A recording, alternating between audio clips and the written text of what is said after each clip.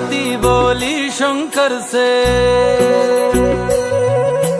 पार्वती बोली शंकर से, सुनिए भोलेनाथ जी, रहना है हर एक जन्म में मुझे तुम्हारे साथ जी। वचन दीजिए ना छोड़ेंगे कभी हमारा हाथ जी। ओ भोलेनाथ जी, ओ शंभुनाथ जी, ओ भोलेनाथ जी, ओ शंकरनाथ जी, ओ भोलेनाथ जी, ओ शंभुनाथ जी, ओ भोलेनाथ जी, ओ शंकरनाथ जी।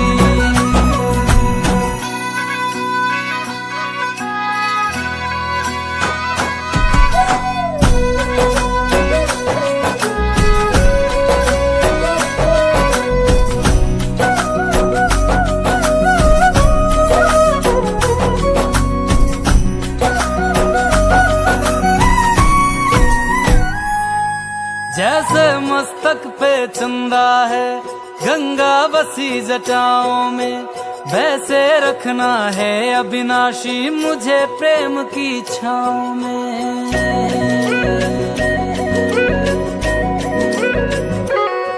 जैसे मस्तक पे चंदा है गंगा बसी जटाओं में, वैसे रखना है अविनाशी मुझे प्रेम की छाँव में।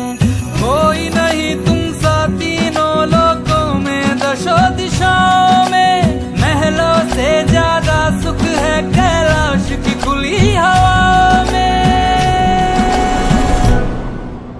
तुम हो जहां बहा होती है,